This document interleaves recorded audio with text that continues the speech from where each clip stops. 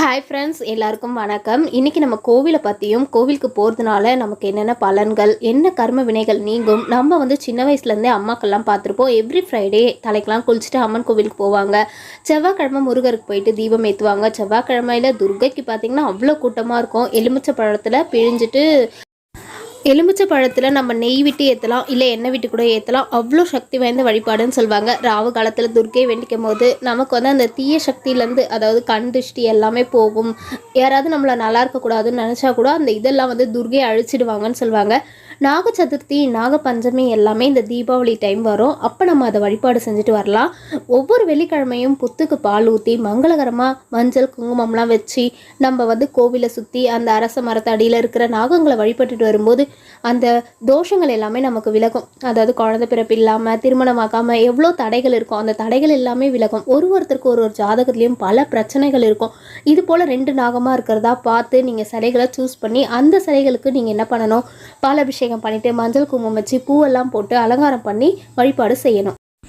கர்ம வினைகள் என்றது கரு தொடர்பாக தொடரும்வாங்க. அதாவது நமக்கு முன்னாடி முன்னோர்கள் நிறைய பேர் அந்த காலத்தில் சிறு சிறு பாம்பெல்லாம் கொண்டு இருப்பாங்க. அதெல்லாம் நாகதோஷமாக நமக்கு இருக்கும், நமக்கே அது தெரியாது. அது தெரிஞ்சோ தெரியாமலோ செய்கிற பாவத்தை எல்லாத்தையுமே இப்படி நிவர்த்தி பண்ணிக்கலாம், இப்படி மன்னிப்பு கேட்கலாம் அப்படின்வாங்க. அதுக்காக தான் இந்த வழிபாடெல்லாம் வெள்ளிக்கிழமை கண்டிப்பாக செய்வாங்க.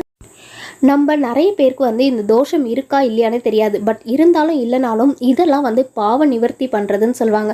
சின்ன பாவங்களை கூட நம்ம நிவர்த்தி பண்ணிக்கிட்டு புண்ணியமாக நம்மளுடைய இதை மாற்றிக்கணும்னு சொல்லுவாங்க. இது போல் அலங்காரமாக பூக்கள்லாம் நிறைய போட்டு நம்ம வேண்டிக்கும் போது அந்த மனசு அவங்களுக்கு ரொம்ப குளிர்ச்சி ஆகிட்டு ராகுக்கு எதுவெல்லாம் நமக்கு எந்த தோஷமும் இல்லாமல் நம்மளுடைய கிரகங்கள்லாம் சரியாக இருக்கும். நமக்கு வரக்கூடிய தடைகள்லாம் நீங்கும், பல பிரச்சனைகள் தீரும். நிறைய விஷயத்தை நீங்கள் ஃபாலோ பண்ணும்போது கண்டிப்பாக உங்களால் உணர முடியும். நீங்கள் ஒரு வெள்ளிக்கிழமை போயிட்டு புத்துக்கு பால் ஊற்றி சாமி கும்பிட்டு வரும்போது நிறைய கோவிலில் இந்த மரத்துக்கடியில் இந்த புத்து கண்டிப்பாக இருக்கும். சந்தவெளி அம்மன் கோயிலில் பார்த்திங்கன்னா ஒரு கோயிலும் அது ரொம்ப விசேஷமாக இருக்கும். சந்தவெளி அம்மன் கோவிலில் கூட இந்த மாதிரிலாம் அபிஷேகம்லாம் பண்ணி இந்த மாதிரி ஒரு சிலைக்கு நம்ம கையால் நம்ம பண்ணும்போது எவ்வளோ ஒரு புண்ணியம், அந்த கடவுளுடைய ஆசீர்வாதமும் நமக்கு அந்த அளவுக்கு கிடைக்கும். நம்ம யாருக்காக வேண்டிக்கினாலும் அது நிறைவேறும். நம்ம மற்றவங்களுக்காக கூட ஒரு குழந்தை பிறக்கணும், கல்யாணம் ஆகணும் அப்படின்னு நம்ம கூட வேண்டிக்கலாம்.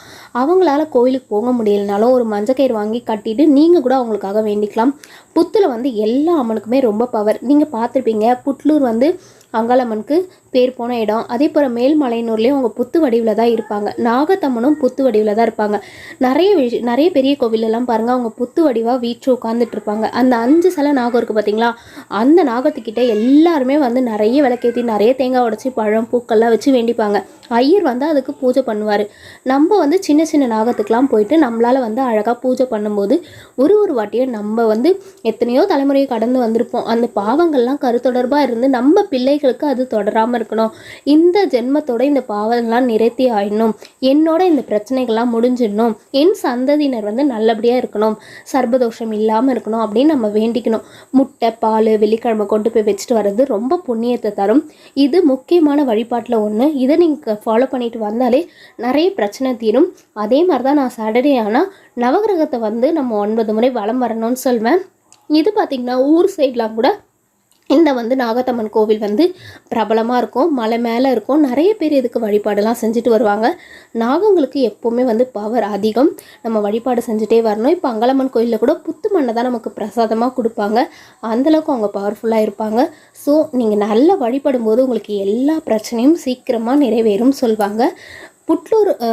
புட்லூரில் இருக்க அங்காளம்மன் பார்த்திங்கன்னா குழந்தை வரம் கண்டிப்பாக தருவாங்க. தொட்டில் கட்டி வழிபாடு செய்வாங்க. புட்லூருக்கு யாரெல்லாம் போலையோ விசிட் பண்ணுங்கள். அங்கே நிறைய பேருக்கு சீமந்தம் பண்ணுவாங்க. அம்மனுக்கு சீமந்தம் பண்ணிவிட்டு அடுத்த வருஷமே அவங்களுக்கு சீமந்தம் நடக்கிற அளவுக்கு பவர்ஃபுல்லான ஒரு கடவுளாக இருப்பாங்க. புடவை சாத்தலாம், எலுமிச்சப்பழம் மாலை சாத்தலாம், தொட்டில் வாங்கி கட்டலாம்.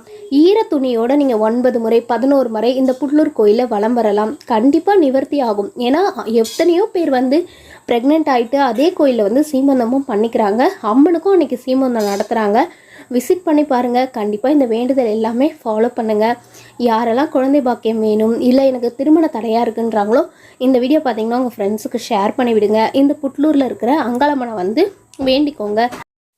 நான் எந்த கோவில்லாம் போயிட்டு விசிட் பண்ணிவிட்டு எந்த கோவிலில் நான் சந்தவலி அம்மன் கோவில் காஞ்சிபுரம் போயிருக்கேன். புட்லூர் வந்து நம்ம அங்காளம்மன் கோவில், மேல்மலையனூர் அங்காள பரமேஸ்வரி அம்மன் கோவில், இது போல் நாகாத்தம்மன் கோவில், நம்ம வீட்டு பக்கத்தில் இருக்க புத்து கோவிலுக்காக நம்ம அதிகமாக போவோம், வழிபடுவோம். அதை தான் உங்கள் கூட நான் ஷேர் பண்ணியிருக்கேன்.